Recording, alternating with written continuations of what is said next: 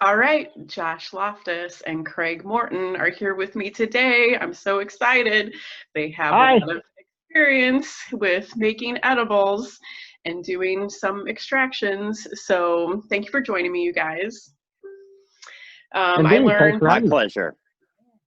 I learned of Josh Loftis to start. I was really pleased to see you speak at the MoCan trade event in Kansas City. You were talking about the Immaculate Conception and genetics.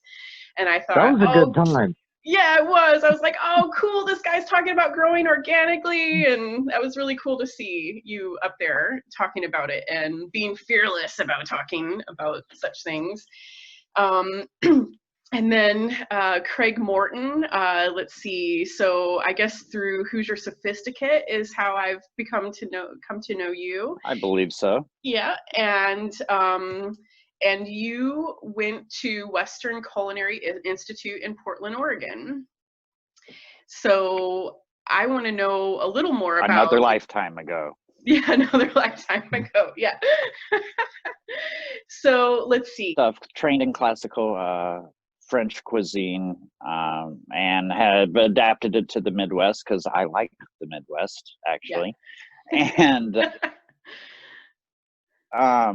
the actually the science that I learned really pays off now that this has kind of morphed into what it has become with cooking with cannabis. So All right. it's nice to have that in the bag, but it's anybody. If you can follow directions on the back of a cookie mix, you can do this. Yeah, yeah. So both of you guys are down in Springfield, Missouri, and I love Yes. seeing Craig's got his Aiden's Alliance shirt on there too, and Ashley Markham is from down there as well. Proud supporter. Yes, I've got my yeah, Cannamons hashtag fuck that guy shirt on. right on. I didn't realize they had the "fuck that guy" motto on their Yeah. shirt now. Yes. Don't be a jerk about cannabis and calling ladies names at campgrounds. Anyway. Right? Don't bring down the wrath of the matriarchs. Right. No doubt.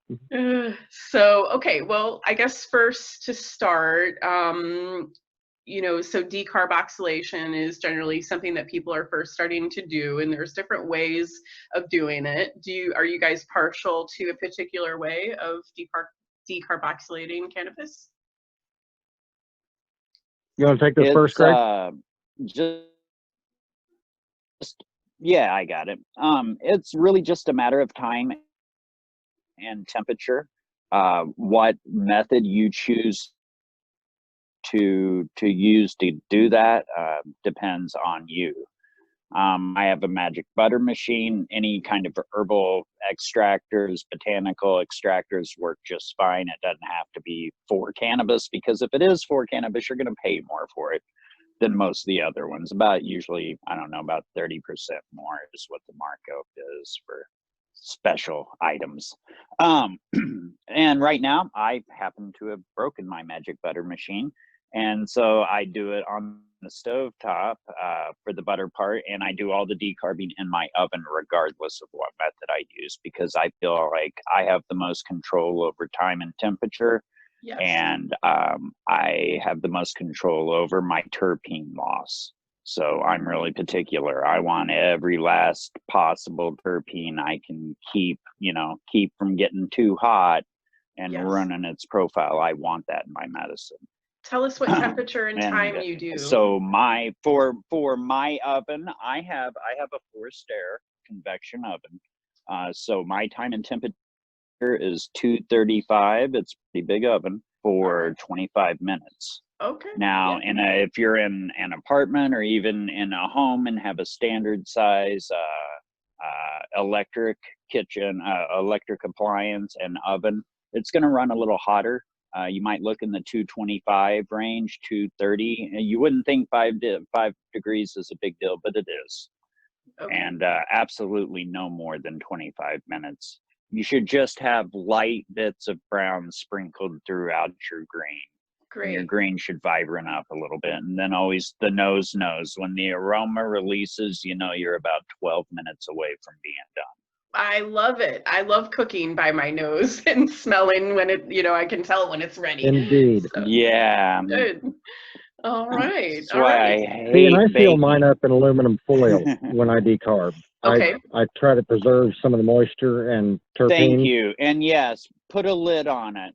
Okay. Put a lid on it because yeah, your as moisture releases, your terpenes will go up with them. They will hang on to that. So yeah, I do put a piece of foil over the top. Thank you, Josh. All And it doesn't right. have to be like, pan tight or anything, just enough to keep them, in that Stable. area. Okay. Cool. So just Yes, kind of tuck some escaping would be aluminum that around one. that The pan. word. Yep. All right. Thanks Yep. for the tips. Yep. Good deal. Just a sheet pan. I put all the cannabis. I didn't start at the beginning, sorry. So I use wax paper as well to go on my sheet pan. Okay. That is the best. Nothing sticks to it. Otherwise, the little bits of oil that are released from the flower during the decarb process makes it kind of icky on like parchment and stuff like that. It's just, you can't get all the product. It's a lot of material left on there. So Okay. wax paper for sure. And break it up with your hands. Don't use your grinder. Okay. You don't want to keep your flour before you start. You want all that. If anything, you can scrape it off your hands back into your pile. Yeah. I mean, you can scrape your grinder, but if you want to keep it specific to what you're working with, then it has to be, really clean. But all right. I always thought of parchment being just used in heat and wax paper not being the ideal in the oven, but that's interesting that you find that it sticks less when you use the wax. believe it or not, it is. Yeah, waxy side up, it does not stick at all. There is no residue on the paper at all. Nothing. Okay. Very good. So, there you go. Thank you guys. Okay. Sure. Then, well, I understand that Craig Morton is a butter and oil guy, whereas Josh is more of the FECO extraction guy. Because Craig does more, I guess, baking and things like that. Yeah, Craig's the elegant one of the two of us. I'm the crude guy. I mean, I know that, Josh, I've seen that you make chocolates for yourself. And yeah, I use the oil to infuse back into my food. Okay. For me, the reason I do that is I think that I get a better, more accurate dosing. That way I know what weight I've got going in. Okay. And I can break that down more evenly. Okay. And I guess while we're talking about it, maybe so when Josh says oil, I'm sorry, Tiffany. When Josh says oil for everyone, it's not like coconut oil or olive oil that he's infused. Okay. That he's infused with flour. We're talking about the full extract cannabis oil. So it's a lot different product. Okay. Which he can take you through why he individually doses each item. Okay. Do you tell us more, Josh? Yeah. Well, I'll just run through the process of extraction. Most of us use trim and what prunings we get through the growth process. It's a very expensive way to get it if you're going to use flour. But a good alcohol, isopropyl, Everclear, something like that. You can use acetone, much more flammable. Let it soak generally overnight.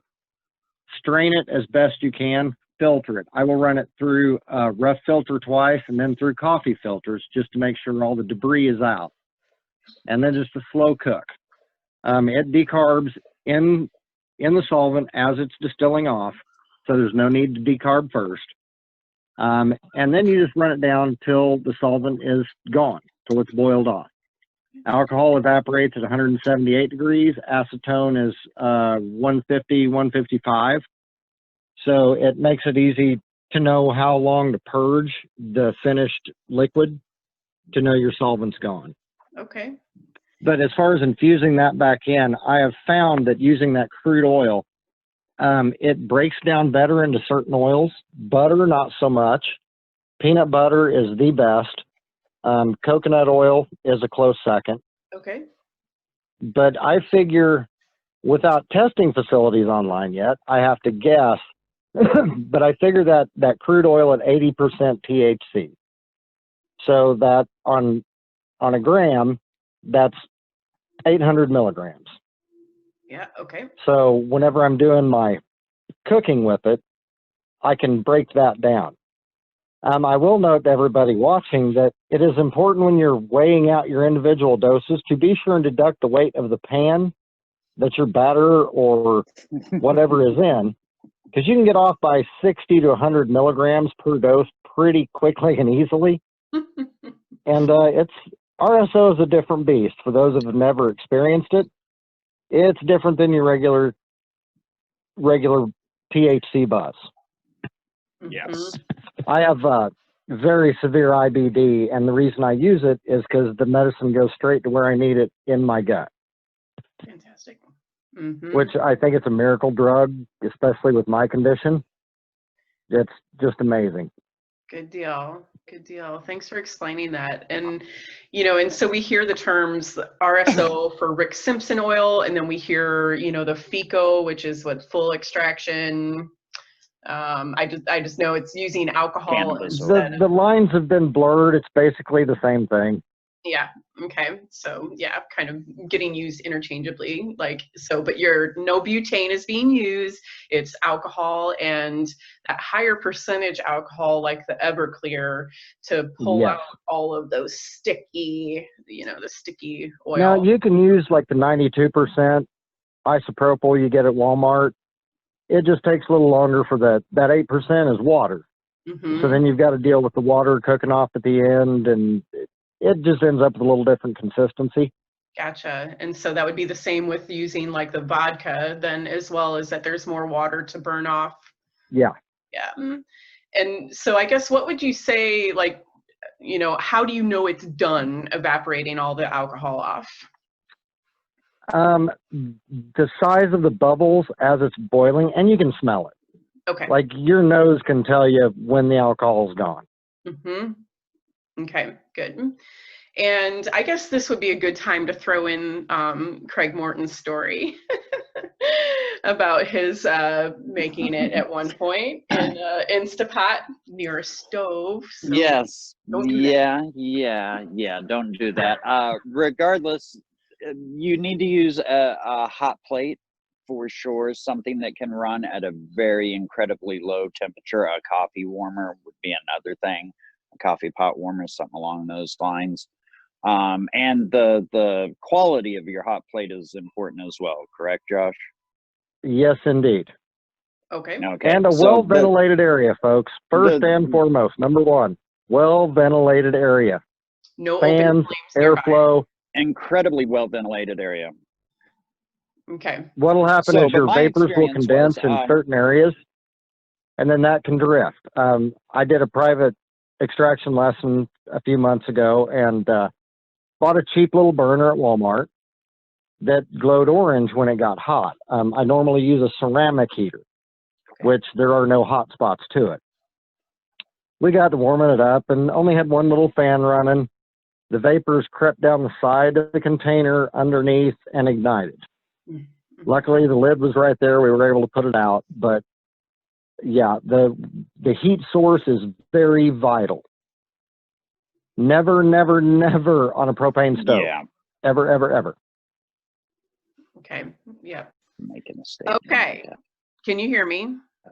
Yeah. Well, hi. Okay. Let's just try to get it done. Okay.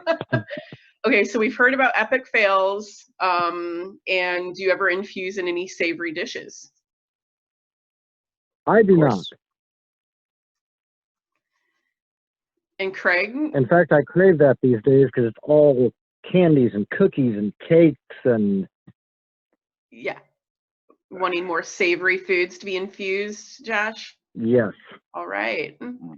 How about you, Craig? Do you infuse savory foods? Yeah. Well, so actually infusing savory foods is kind of hard because like when you make butter and make a baked good, Sorry, my kitten's doing really funny stuff. Oh, come on. Okay, there we go. It will, you know, it's distributed completely evenly throughout the piece of baked good. Yeah. Yes. If I make infused olive oils, and so I can saute with them. I make medicated pesto.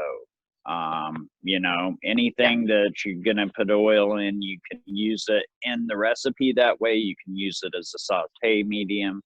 Now, do realize that if you use 60 milligrams of oil, you know, 60 milligram THC of oil, that's not going to be, your food is not going to be, there will be 60 milligrams spread out over it, but it's, you know, it's a different experience. It's a different way to consume your medicine. Mm-hmm. There is like I make pancake batter is a good one. That's not so sweet. You don't have to eat it with syrup. You can, you know, make those kind of things. Yeah. But they're dangerous if you do eat pancakes for breakfast and they're medicated. Get ready for a big lunch. Gotcha. Increasing appetite. That's huh? good. Yeah.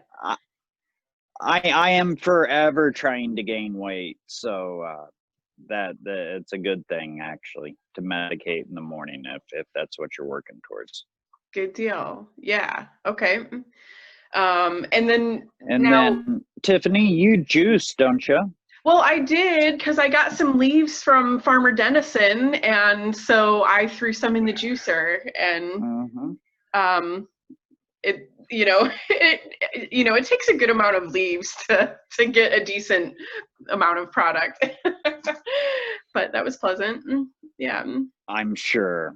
Interesting. Okay, cool. Now, you know, also thinking about the calculating for the edibles,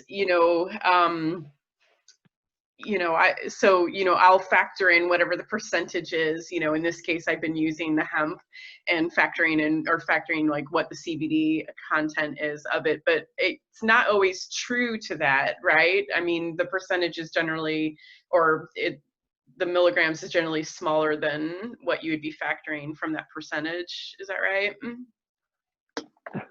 See, percentages are a tricky thing. Different parts of the plant will carry different amounts of cannabinoids. Yeah. We were doing side-by-side potency tests and noticing up to a 14% difference in the top 2 feet of canopy. Okay. And we'd hit 22, 23% THC with the tops, and we saw some plants that were as low as 7% on the bottom buds. Okay. Mm-hmm. So trying to get your average and figure that out, it's still somewhat of a guessing game, even if you have a test result on your flower, because that was a flower that was tested. That was not averaged throughout the batch. Gotcha. Okay, that's really interesting. Yep. Yeah, testing in cannabis is it's a tricky world. Mm-hmm. Because what you'll see whenever these dispensaries come online, the growers will take the choicest bud in the grow to send to the lab to get tested. And I know in Colorado and, well, all the legal states that are established, a big thing is rolling the bud in keef before it goes to the lab to add a few more percentage points. I didn't realize that they would roll the bud in keef to get Oh, a it's higher widespread. percentage. Okay. In Oregon, you shop for labs to bump your test results. Say that again. You shop for what? Labs? For labs. Increase your, okay. Yeah, it's a bad problem in Oregon. You know, people will go through 4 or 5 labs till they find the one that will help them get the highest THC number, because consumers are buying weed wrong these days and going for THC content. And like, there is no plant that's really producing 35% THC. That would make 35% of that plant oil. That doesn't leave enough structural cell life there. Luck. Yeah, good luck setting that on fire. Yeah. That makes sense. That's interesting. So the highest that you've seen is like, well, I mean, of what you've tested is like 23%. I've hit 27% with what I've grown. Okay. But the machine we were using, it was plus or minus 2% accuracy. So I would say probably closer to 25% would be my guess. Gotcha. Okay. So, and then the variation, like literally there, I had access to a Purple Pro THC CBD tester for a while, Okay. and in a nice size, you know, bud, say 3 inches long, the test results from the top that I would pinch and run that would say 24%, and I could go to the bottom of the same bud and pinch underneath and run that and be at 21 or 22. So there is variation through not only throughout the different parts of the plant, but there's variation through it completely all the way. Gotcha. So you look at your high, you look at your low, you find something in the middle. Yeah. Okay. And kind of average it. It'll be nice when people. Yeah, that's the best you can do. Yeah. Okay. Well, thanks for your experience, sharing that experience about the different concentrations in the different parts of the plants. And yeah, it'll be nice when people can know more accurately what they're dosing. You can get really close. I bet both of we have solid ideas of where we're at. And when you're making medicine for yourself, you know, you've got wiggle room. You learn after your second or third batch kind of what your sweet spot is, and that changes as your situation changes, whether it be physical or environmental or whatever. So. Okay. Well, it can change from day to day. You know, our own endocannabinoid system can change all on its own in a day's time. And so, you know, a few years ago, it was my birthday, and I decided I was going to eat 5 grams of RSO. Okay. I was going to get out there and have fun. It didn't do anything for me. Zero. Like that was, I don't know, 4,000-ish milligrams. Never felt a thing. 2 days later, I ate a half a gram and was out for 36 hours. But my system was that different in 48 hours time. That's interesting, isn't it? I wonder if that's common with a lot of people, you know, after doing like a high dose that they. You know, I've worked with enough cancer patients at this point. It really does seem to be the case. Interesting. You know, especially with the oil, people will get a different feeling from it one day to the next. But then until we get research into drug interactions and you know, other things that we just don't know at this point, it's just a guessing game for everybody across the board. Yeah. And do you mind talking about the dosing for cancer patients that you've seen them? What we start them out with, I'll just get out some of my medicine and kind of show people here. Okay. What we like to do is start them out on, we refer to it as the grain of rice.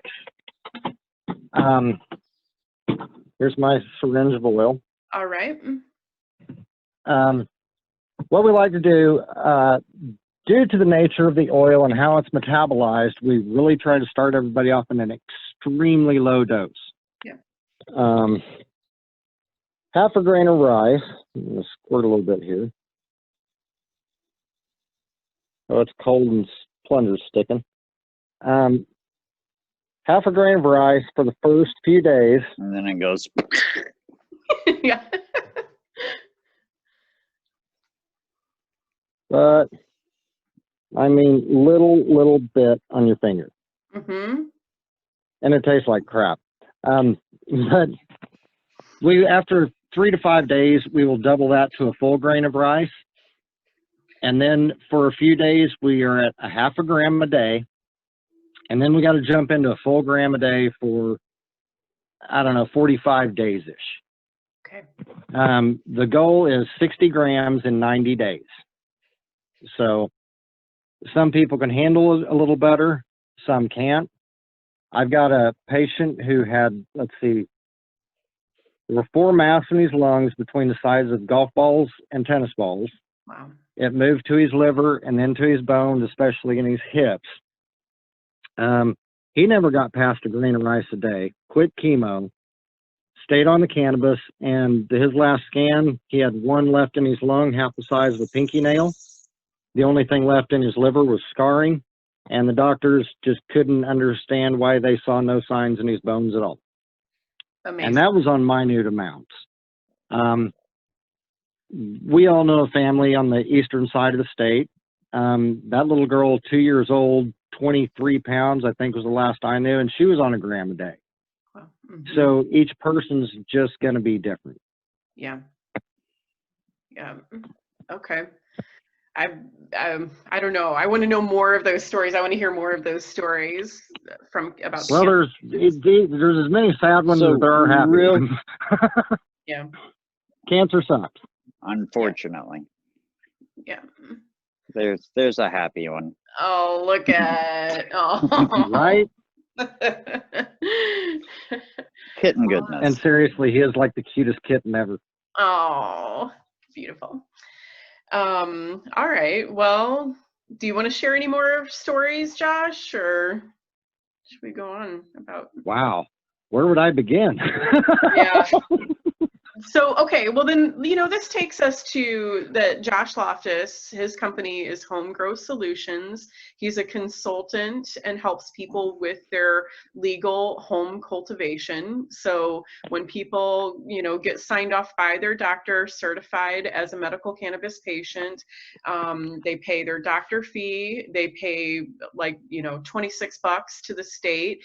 And if they want to add home cultivation, they give the state another $100. And Josh Loftis is a great resource for helping with the setup or knowing how to best grow at home, and also is a source of genetics that people. Yeah, genetics is kind of my thing.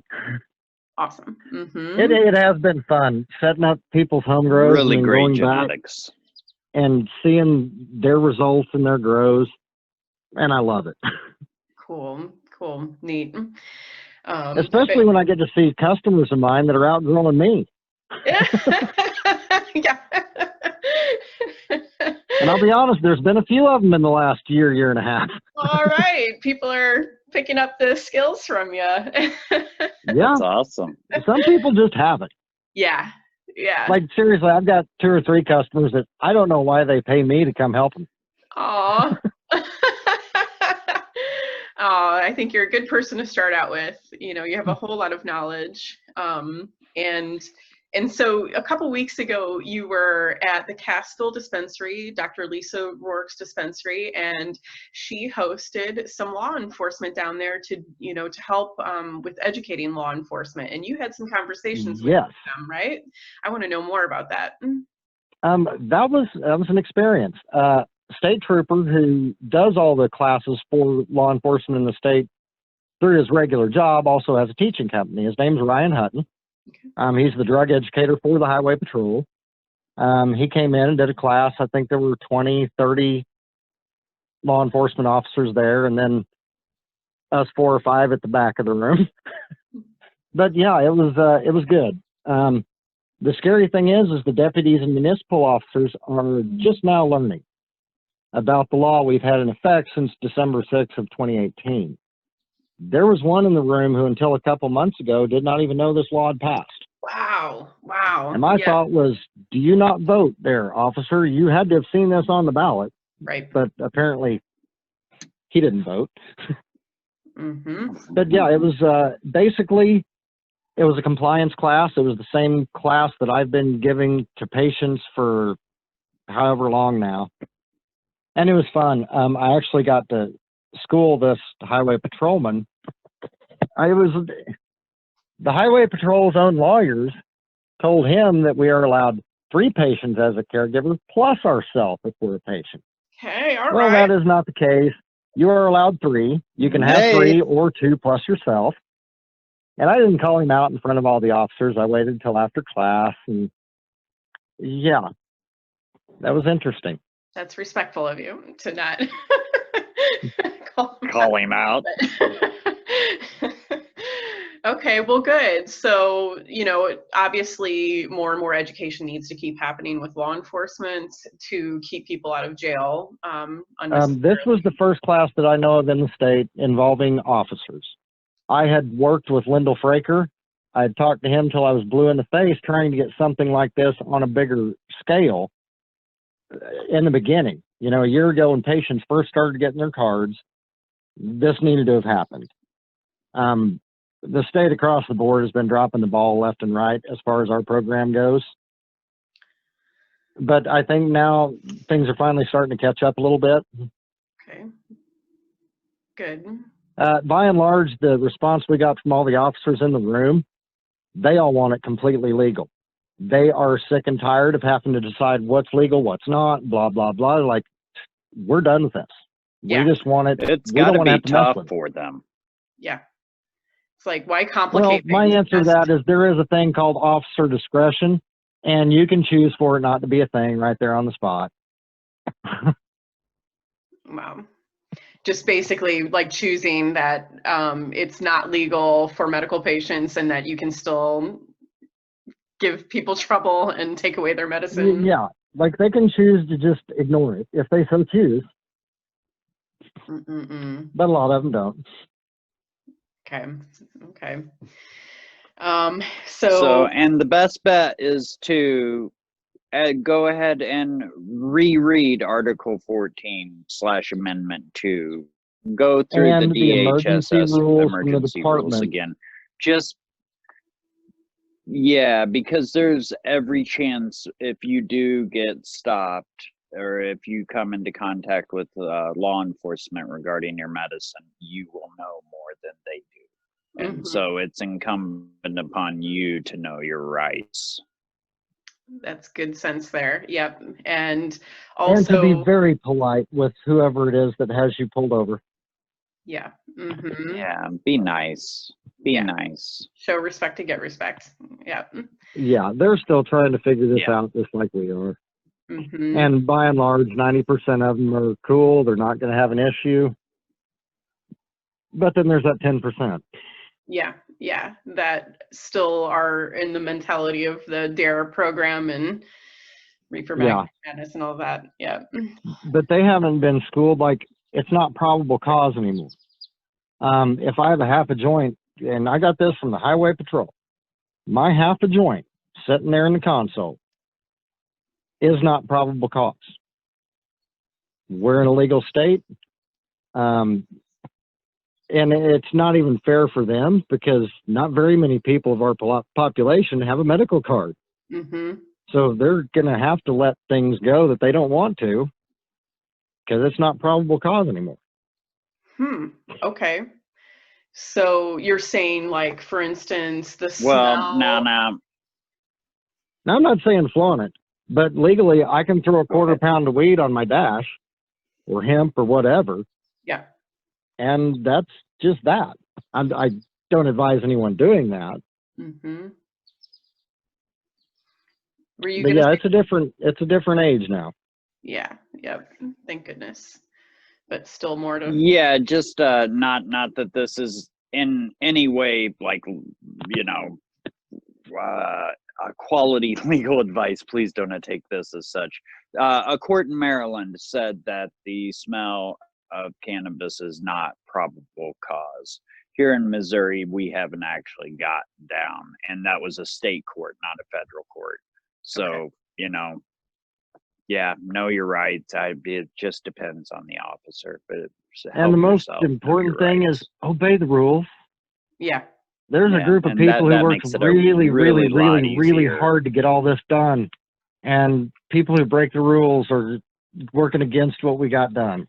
And you've been working on this for a long time, Josh, right? I mean, you... Actually, Craig's been working on this longer than I have. Okay, yeah. He was out gathering signatures a year before I was. Okay, collecting signatures, was it, Craig, in 2015, did you say? 15 okay. is when I started, collecting signatures, doing town halls, whatever needed to be done. Fantastic. Thanks for what you guys have done for all those years. We were gluttons, apparently. Punishment, yeah. Evidently. It's been a fun ride, I won't lie, but boy, howdy, there's been a lot of things happen the last 3 years. Yes, yeah. A lot of and the most remarkable people I've come across. That's the this truth. journey. Yeah, I don't even have words to say there. Yeah, it's wonderful to finally have it be legal and then get to know each other and not have to hide. Right? Yeah. Our community, yeah. Yeah, that's been huge. You know, we're all part of a tribe together now, and you know how wonderful it is to, you know, come together and be able to talk about this, and also try to be pushing together towards, you know, making it better for others, or making it more normal and accepted. That was the funniest Yes. thing right after this passed, was I had so many older people in my classes. So, you know, we were all through the DARE days and all the craziness, and they couldn't even talk about it. They would like show up to a cannabis class and whisper. I'm like, folks, stand in line with your sister at Walmart and talk about this. When you're out to dinner, talk about this. We do not have to hide anymore. Yeah, yeah. Oh man, looks like we lost Craig. Oh well, shoot. Well, hopefully he pops back on. He'll figure it out. Yeah. So I think we've covered pretty much everything. Is there a favorite edible that you like to make regularly, Josh? I tend to always end up with peanut butter cookies. That sounds good. The peanut butter with the oil mixed in, the peanut butter helps me metabolize it better. Okay. Regular butter, I've tried several different lipids, and the peanut butter just helps me absorb more of it. Isn't that interesting? I don't know if it helps me absorb more, if it absorbs slower. I don't know what's going on, but peanut butter seems to be the most efficient way for me to uptake it. Tell me about your process of making your peanut butter cookies, if you don't mind. What I'll do is I will melt down my butter and my peanut butter together. Okay. Then squirt however much extract in there I'm going to use, and then whip it, make sure it is all thoroughly blended. Yeah. A few years ago, I made some that didn't get blended too well, and there were some hot spots. Yeah, I upset a couple of people. I can cut that part out. That was way back in the day. Okay, so it's okay to say that. Oh, yeah. Because of the statute of limitations, right? Yep. Okay, so we can talk about things that we've done in the past and not you're being arrested in this time. Oh, no. We dealt with the helicopters below our tree line for years on end, and it was just crazy times. What a shame to live in fear over a plant that has helped so many people. Yeah. It needs to stop. Yeah. Oh, it was to the point that one year Garrett would hear him come and come for me to pick him up and take him outside to watch. Man, yep. Wow. And it killed me, all the dollars that they wasted flying, like, because they hit my whole neighborhood. Apparently there was a list of people who they were thought might be doing something, and they'd fly regularly. Well, I know what that helicopter cost. I know what the pilot cost. I know what the fuel cost. They wasted so many taxpayer dollars, literally, to not even land and talk to anybody over a plant. It's ridiculous. I hope that soon we see it federally decriminalized, and that people are released from prisons for marijuana. Yeah, if we don't vote blue, no matter who, it's never going to happen. If we what? If we don't vote blue, no matter who, that will never happen. Okay. Well, since Nixon, I mean, there's direct quotes. We know why this is the way it is. Tell me more about that, Josh.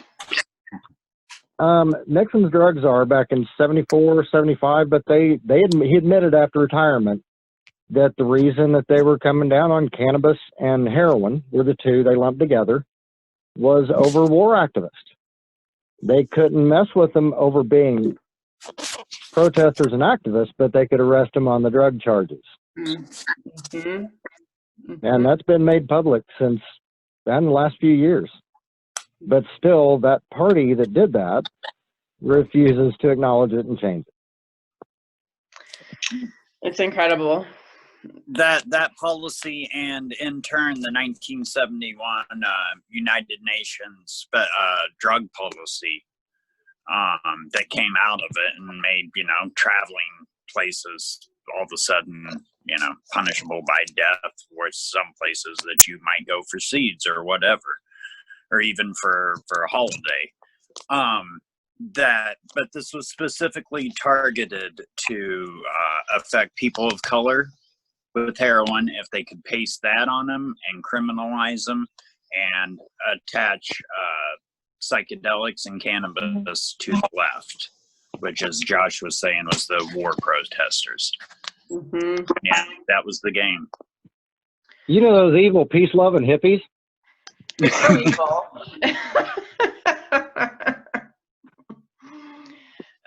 Those bad people.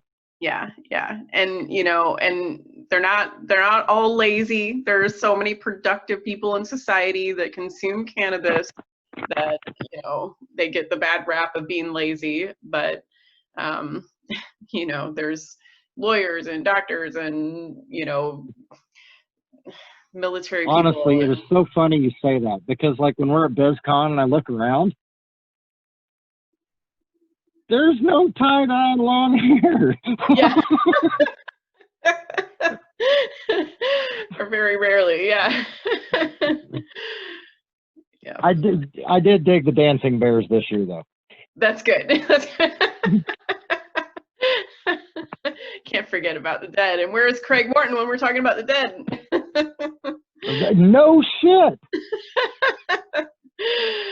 The man that's been to 70 shows or more.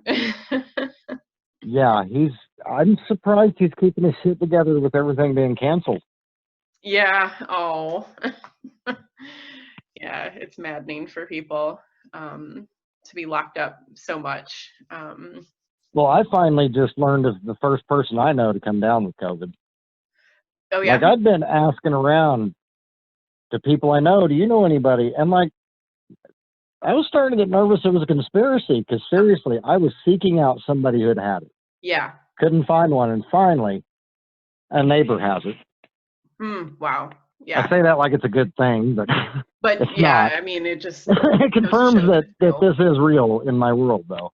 Yeah.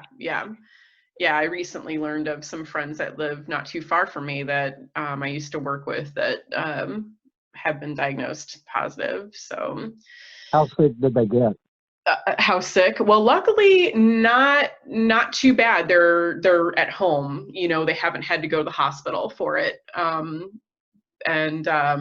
it sounds like, you know, the husband, he's kind of gone through it and his cough is improving, and now his wife is kind of catching up, and, you know, her cough has worsened, but hopefully soon will start improving, you know, and just feeling really run down and feverish and all. Yeah, I think my neighbor, she said, you know, she hadn't coughed or anything, but her fever got up a couple of times. Gotcha. Mm-hmm. And it wasn't extreme, like 101, 102, so.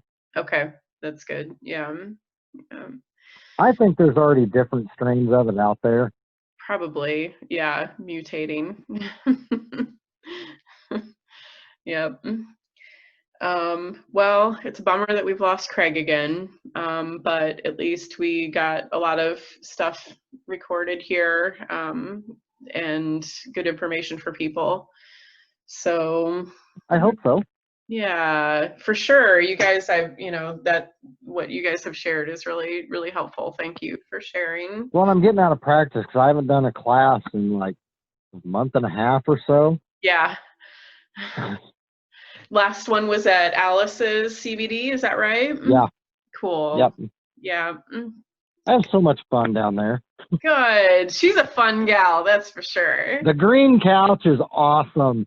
It's beautiful looking, yeah. Yeah, I could live on the green couch. Fantastic. Well, shoot. I feel like there's probably more and more that we could be talking about. I don't know. Is there anything Well, else? we can do this again. Yeah, I think that would be great to do more of these. And if there's Yeah. anything that comes up that you think would be good to talk about, just let me know. Okay. All right. Lord, I could think of 100 things. Okay. Tell me some right now so I can be thinking about it for the future. Lord, we could do the basic grow class. We could do genetic. We could do any of my classes. Yeah. Okay. Oh, we didn't talk about some of the genetics. So let's talk Oh, about that's right. Nolan. Maybe we'll start with Nolan's last bag. So Yeah. So late July, early August, I got a phone call. Nolan had passed, and he had asked for somebody to do something with his plant. He had 6, and 5 of them he asked to be destroyed. He just wanted the one kept. Well, I brought it home, and shortly before he died, he had ordered a variety from me called Pure Tranquility. Well, he got too sick to grow it, so I had plants up, and I was able to take a male from what he wanted and bred it with his plant. I got those F1 seeds and then was able to pheno hunt to find a good male. Well, I kept clones from Nolan's original plant, so I was able to back cross the F1 generation to the original plant, and then I was able to breed those down and make an F2. Well, with the F2 seeds, I decided to cross an Amnesia Haze with it and create the Last Days bag. wow. Story on the Last Days bag, if anybody knows the story, when Nolan's hospital room was searched, he had one bag he asked not to be searched. That was his bag for his last days. And shout out to Amber, she came up with the name for that one. Yeah. But yeah, that's how these seeds came to be. Okay. The back cross is the closest thing genetically as we can get to Nolan's actual plant.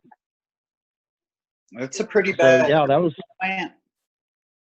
It's a what? yeah. The Last Days bag in testing it looked really good. It looks really nice. Yeah. It looks like a nice plant. Cool. Okay.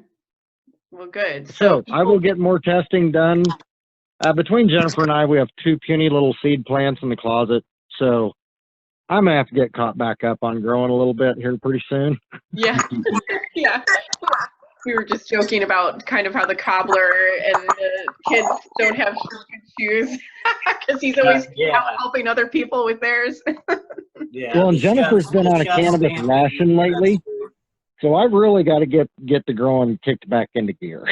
Gotcha. Okay. Yep. Let's see. So those genetics of Nolan's last bags, the seeds can be purchased from you. Yes. In fact, half of all sales of that go to Nolan's Tribe of Warriors for Cannabis. Fantastic. Which is a newly formed nonprofit. I sit on the board of directors. I think Amber and the lawyers are working out bylaws now. Okay. I know Missy's sitting on the board with us. All right. So, yeah, things are starting to happen there too. Fantastic. What can you give us an idea of the plan for that? Like, a lot of education. We're going to do, cancer patients will be the focus. A lot of education about using RSO. Fantastic. Good deal. Okay. And hopefully we can get in with some medical groups who can help us. Like, we want to see some research happen. We need to know about drug interactions. And there's things in order for us to educate patients. We need some education ourselves. Okay. Neat. So we will be pushing for some legal changes. I'm sure I will be back at the Capitol again doing that stuff. Thanks for what you do. Oh, the Capitol is not a fun place, though. Yeah. But yeah, we do intend to do a lot of education through the tribe. Okay, good. So that's a call out to the medical researchers, to connect with the Nolan Tribe of Warriors, a nonprofit, so that we can get more testing done and get a better understanding of drug interactions and the effect of cannabis on with cancer patients, not just improving their quality of life, but potentially changing their outcomes as well. Good. So we hope to see that blow up and become something. Good deal. Well, and I would like to see different outcomes in relation to different dosing criteria as well. Okay. Yeah. Dosing protocol. Yeah. Okay. Just testing for the different milligram doses and seeing Yeah. changes. Right. There's so much gray area. So I have chronic pancreatitis. And about 35 to 40% of my pancreas is completely calcified and does not work anymore. Wow. I have seen stories, anecdotal stories of people regenerating organs and pancreas, liver, etc. through RSO dosing, but no standard, no real anything. Yeah. And yeah, that's just something that I would be, I would love to have some scientific research and not just Craig experimenting on himself. Yeah. Yeah, because once we start, and we're starting to break into the terpenes and the different cannabinoids that up until 2 years ago was THC and CBD. Yes. Like, that's what people knew. And we're starting to get deeper into that now. So, in 5 more years, we're going to be able to blend for different people's bodies, their conditions. In time, we're going to be able to fine tune the cannabinoid and terpene mixture for each person. I love it. Yeah, because was it Max Montrose from the Trichome Institute? He was talking about not just the cannabinoids being important, but those terpenes provide great value as well. Really important. And I create, my niche is high dose edibles, and 500 milligram edible from a legal commercial producer is generally made with an isolate or a distillate. And at home, I'm creating full terpene, or as close as I can get to a full terpene profile in my butter, and it is substantially different experience therapeutically and recreationally, however you're using it, with those terpenes present versus the distillate or the isolate. Do you want to elaborate on like the differences that you've noticed when it has been like more of a full spectrum over just isolate?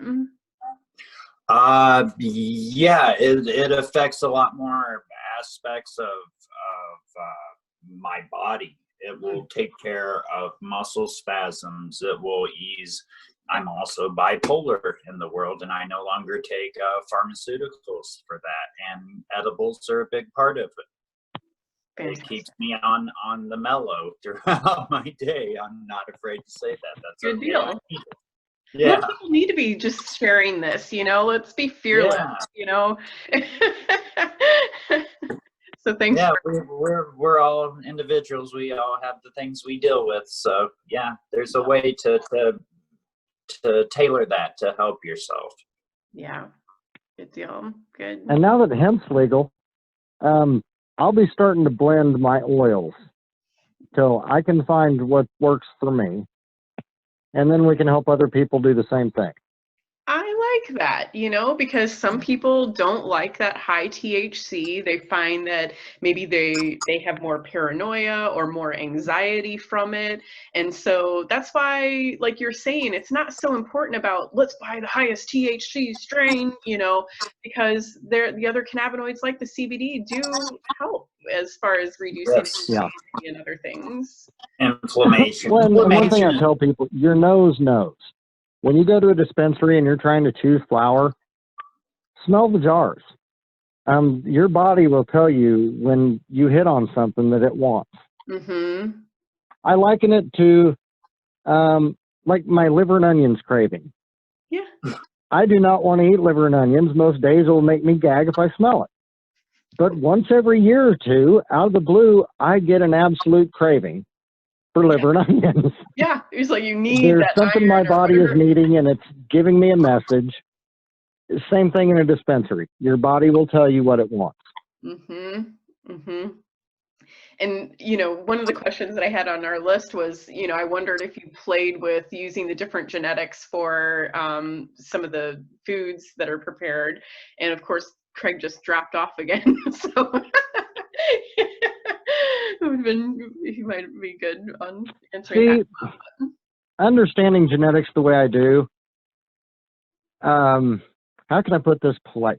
Cannabis genetics is the biggest marketing gimmick in the world. There are only so many plant structures, so many flower structures, and so many terpene profiles. There are only so many combinations you can get out of that. I think on Leafly, there's now like 6,000 or 8,000 cannabis, quote, strains. It's not possible. What I tell people is if you smoke something that reminds you of something you had years ago, it's basically the same thing. Whatever name it has now, it's basically what it was 20 years ago. Yes. Okay. They're just being. I mean, a lot of people, people talk about how much more potent cannabis is now. No, we're breeding all this new stuff from those old genetics that we've been breeding for 20 years. Now we're learning about when to harvest at the most appropriate time. We're getting a better cure on it than we ever have. Back when I was a kid, people didn't trim it. Like it got dried and you had buds with leaves and everything else, which dropped the THC content throughout. Makes sense. No, it's always been strong. It's always We're been just strong. learning how to do it better these days. That's funny. All right. Yeah. Yep. So, yeah. Yeah. So just different strains are just being, bred together and then just given another name or, and I guess technically now we're calling them chemovars instead of strains now. Yeah. And in 40 years, if people don't start preserving genetics, everybody's going to be smoking the exact same thing. Because people are just breeding willy-nilly. And there's only so much of that can happen before it all ends up being the same thing. Mm-hmm. I've heard of people, fertilizing or adding to the soil products that they feel change the terpene profile. It's crazy. I forget the name of the company that I used to work with, but they had flavor-specific additives. And grape, I think there was cotton candy, but yeah. And back in the day, we would add molasses in the last few weeks of flower on outdoor stuff. It added some sugars to the plant and kind of beefed up the buds a little bit, but you didn't really taste it. Mm-hmm. Yeah, there are so many chemicals out there to grow cannabis with. It's scary. That's wild to think about the synthetic chemicals being used to change the flavors, because I think I remember hearing somebody speak about adding like a fruit smoothie, to the soil, like watering with like a fruit smoothie and finding that it changed the flavor. So I hate to think that they're using these synthetic flavors to make that happen. It would scare you to know what goes on out there, actually. That's too bad. And there's some things that just can't be avoided. I'm able to preach organics because I'm dealing with people with less than 18 plants. That's manageable. Mm-hmm. If you're in 20, 30,000 square feet, that's not feasible. It's just not feasible. To do organic, you think? Yeah. Yeah. I've got my friend. I mean, there's a way to do it. It would be so expensive that, it would make $800 ounces of reality. Mm-hmm.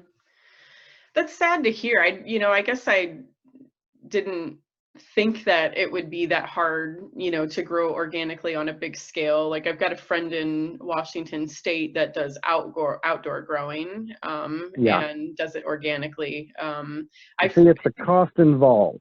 Mm-hmm. The outdoors, it's a lot easier. Indoors, you actually have to spray and fog, and Gotcha. It can be ugly. Gotcha. Especially if you get something like spider mites, because there's nothing organic going to take care of that. There's just not. You either lose the whole crop or you're spraying with something. I see. Yeah. So I think of the spider mites happening with low humidity, that they thrive when it's low humidity and they like heat. Okay. Mm-hmm. But there's different, here in Missouri, we have two main ones, and one is a superbug. Like, they haven't come up with a chemical that will kill it. Oh. Not even a synthetic chemical. Nope, it's a superbug. So if you happen to get that spider mite in your grow, you're done. You just lose everything. Man, oh man. And last year, I had passed aphids out. I had hauled this little orange tree around in my truck that I used in my grow classes. Lead was in the truck, out of the truck, and all over Missouri. Well, it got aphids on it. Well, I went to delivering some clones to patients and delivered aphids. Oh no. Yeah. Oh, yeah. On average, that was about $1,000 per customer to fix my own mess. Oh no. Well, thank God rules clarified that clones can't be exchanged, so I got to quit that anyway. Okay. But, Okay.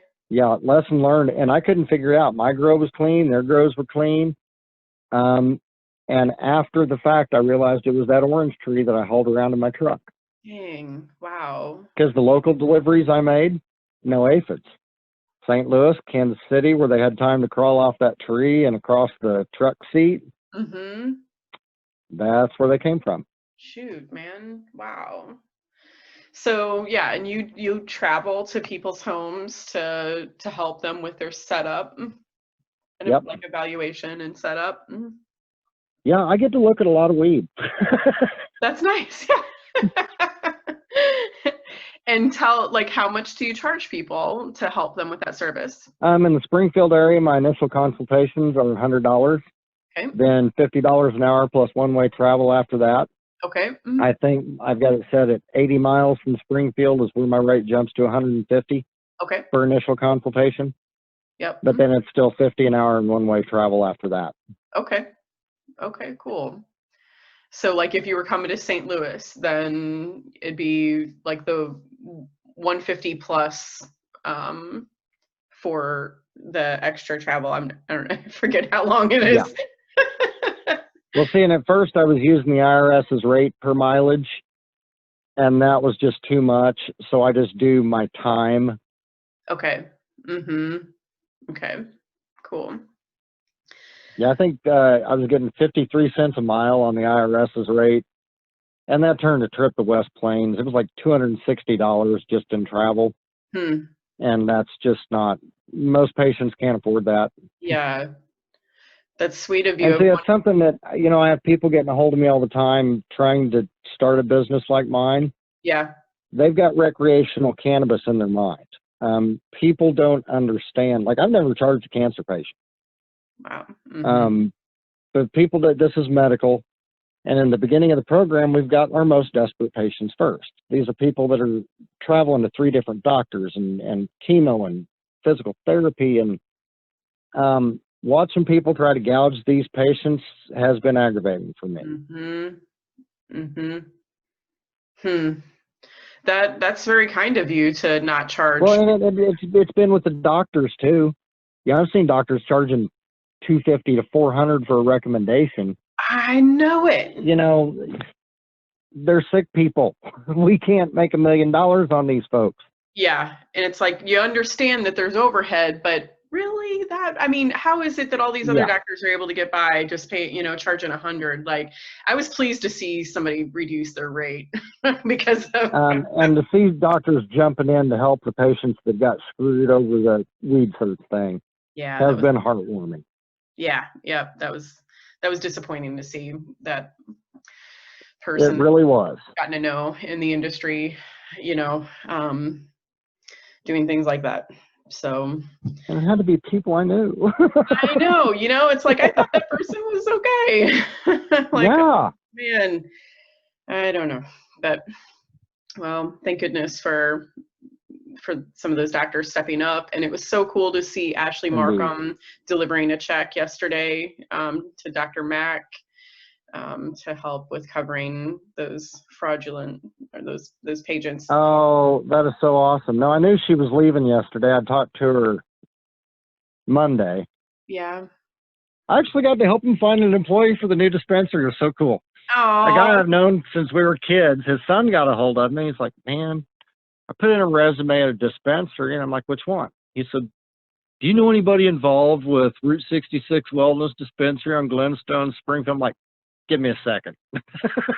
That's awesome. So yeah, Ashley was actually going over resumes as we were speaking to give her recommendations to the team. So yeah, That's good. That's great. like, Oh, I'll just go ahead and vouch for his work ethic and character now. yeah, yeah. Oh, what luck for that guy. And I think Lisa is getting her team filled up and ready to go. I know they all passed their metric test Okay. Friday, I think. Okay. Good. And It's I talked exciting. to Lisa's husband today. I talked to Griff, and they have called for their commencement inspection. All right. Over at the dispensary, they're already ready Yeah. for that. Oh, that's so great to hear. Well, close. Griff's kind of aggravated because floors still need done, cabinets still aren't set. Mm. But the way what do they call that? The verification on their license, Lisa had been trying for 2 or 3 months before they got to that. So she thought she'd go ahead and call for her commencement with the backlog, would have time to go ahead and that way she could time the commencement when it was actually done and they could just open the door and go. Yeah. But they can't, they got it approved a little earlier than expected. Yep. Oh, But yeah, the state is finally starting to get on the ball there and get verifications and commencements done. yeah. Hopefully these first grows are going to be successful. Hopefully they're not going to charge these independent dispensary operators too much money. Yeah. Yeah. Well, it'll be nice to see things happening more around St. Louis. I know everybody's It's going to be cool. chomping And it was at so the bit. funny because Jennifer and I were talking like, man, we can't afford to go to dispensaries and pay those prices. I said, well, we just have to go to our friends' dispensaries. Mhm. Well, should we sit down with the list in Evolution or Greenways magazine? Like, we know a lot of people that got licenses. That's good. 'Cause We've got to go visit a lot of stores. good. Because in the beginning, a lot of us were like, what the heck? All of us grassroots people, have been working hard at this and nobody won a license. Like, it was just all these big companies from out of state. Yeah. So I'm glad that people from Missouri associated with a lot of these. Well, dispensaries. Now I only know one cultivator, and it's a friend of a friend. But the cultivation, that just all went down real wrong. Tell me more. Tell us more. Almost every cultivator has ties to bigger out-of-state companies. It's no secret. In fact, the FBI, as my understanding, finally interviewed Stephen Tilley the other day, the lobbyist with ties to our governor. And, well, there's just a lot about our program that is not on the up and up. But the FBI has been in town for a year, and I think they're getting closer to the bottom of all the nonsense involved with our medical program. Gotcha. With people being favored as far as winning the licenses. Yeah. Mm-hmm. It'll be interesting to see the result of that. There's not going to be any result from that. It's just going to keep going like it is. Yeah. I'm afraid. Yeah. What we need to get adult use language, and we need to get it right. Mm-hmm. It cannot be the new approach thing. It cannot mimic what we're already going through with our medical. We have to get it right to make all of it work. Yeah, I agree. The ship's already sailed on the medical. We're getting off to a bad start. Maybe in 2 or 3 years when more licensing opens up, it will change. But this isn't the start that the drafters of the law or those of us that help get it passed and help write the rules for the program, this isn't what we worked for. Yeah. I don't think this is what 66% of Missouri voters thought they were voting for. Gotcha. Yeah. And I hated to be a naysayer, in the recent past about the adult use. But after having been a part of the process, the application process, and seeing how much time and energy and money has gone into it, and how much money was given to the states and how much money was given to lawyers and all of that to try to succeed. All of these people have pulled together fabulous teams and then are out tens to even hundreds of thousands of dollars. Some of them, it was their life savings. What's that? Yeah, it was everything they'd worked for their entire life. I mean, Yes. granted, it was a gamble. They knew it, but nonetheless. Yeah. Then we looked to Oklahoma, where you slap $2,500 on the counter at the Medical Marijuana Authority office, you walk out with a license. $25. Wow. 2,500. Oh, 2,500. Okay. I was like, Yep. my goodness. I mean, the first grow I set up was down in Miami, Oklahoma. Huh. The only thing that they wanted to give us any crap about was the electrical panel in the grow room. When I asked my client to see the paperwork from the state, he giggled and said, "What paperwork?" Well, where we show how many plants we have, what gets destroyed, how it's being destroyed, what's going to the... He said, "Dude, there's nothing. We grow what we grow. We load it in the trunk of our car and we drive from dispensary to dispensary until somebody buys it." Wow. I'm like, leave me like a free, fair capitalist market? Huh, there's a novel concept for the cannabis industry. Right. Oh my And goodness. they're still selling out shelves down there. Oh my goodness. And here in Missouri, people are supposed to be taking their overgrowth to the dispensaries to be destroyed. And Yeah, you don't hear of black market weed coming from Oklahoma. Like, it just doesn't have, they got such a legal market. Yeah. And I tried explaining to Fraker, literally at the urinal basement of the Capitol, about the black market and what this is doing. He understands it. There's other powers to be in control of this. I keep trying to tell people it's not Fraker that's doing this. He has no control here. He is the public face that they hired to go out in the public and speak. He's not in Jeff City working on anything. I'm glad you said that. He's caught in a lot of hell unnecessarily just because he accepted that position. He's a spokesman. And I know his title says director. He's spokesman. Right. He's just repeating what the laws are and all of that, Yeah. and trying to roll it out. And But I know it does kind of heart, sadden me to see him be bashed all the time. Yeah. Yeah.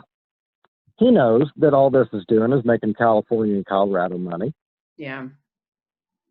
Yeah. And he can't do anything about it. Yeah. So he's not pulling the strings. We'll He's not push through blaming it, the messenger. And, you know, we're better off than we were regardless. Yeah. I have a card. I can get pulled over and I'm not going to jail. They're not taking my cannabis. So in that regard, we are better off. Yeah. Yep. It's something until hopefully, yeah, adult use, or just let's make it easy for the police officers of the United States and just federally decriminalize it and stop with all of these little details that they have to try to remember. Let's just allow people to have cannabis. The same group that wrote Amendment 2 is writing a new bill as we speak.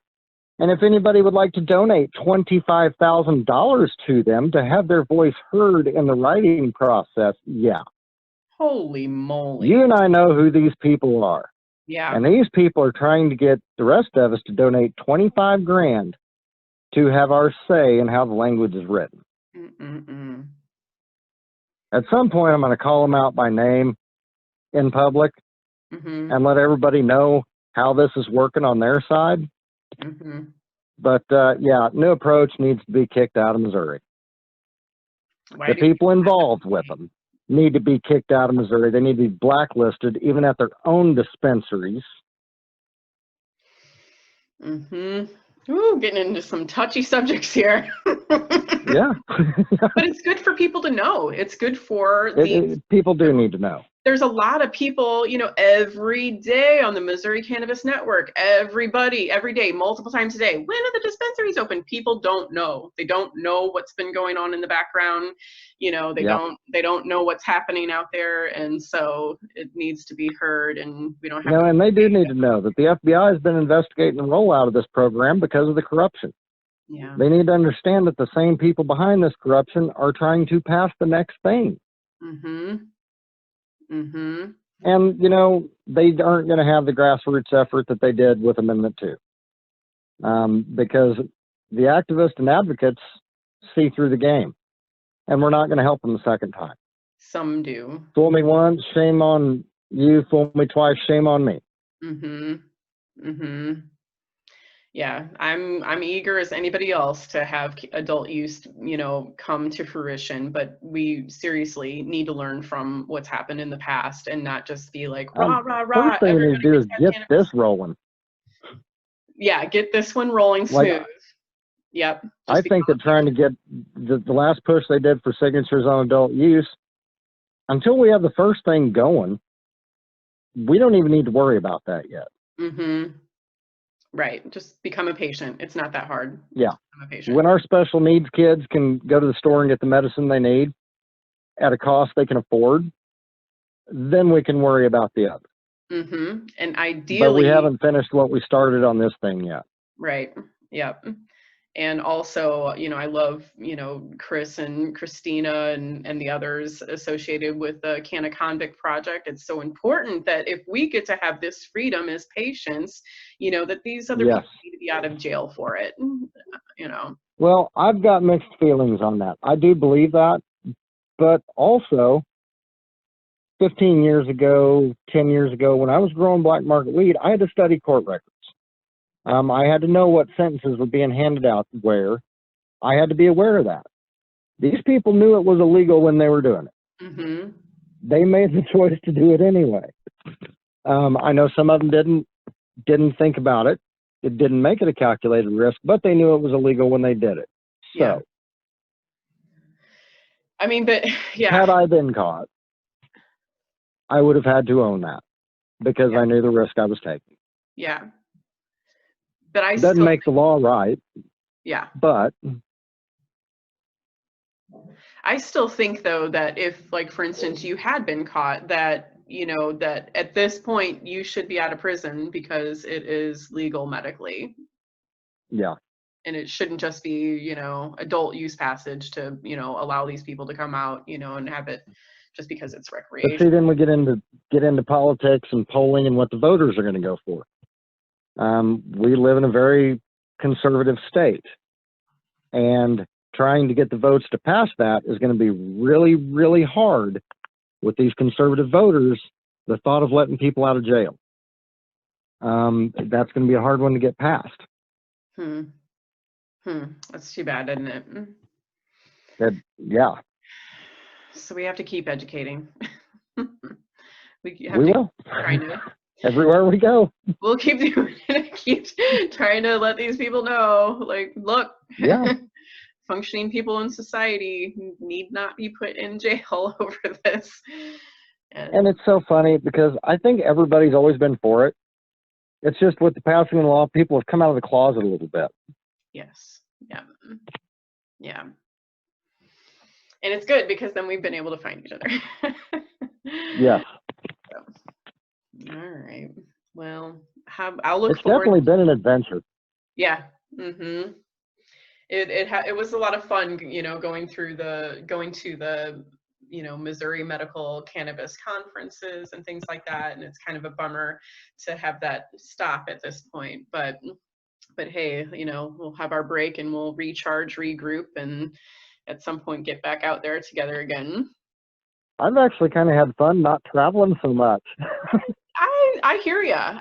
Yeah. I think last year I did 40,000 miles on my truck. Holy. And only left Missouri twice. Wow. That's a lot.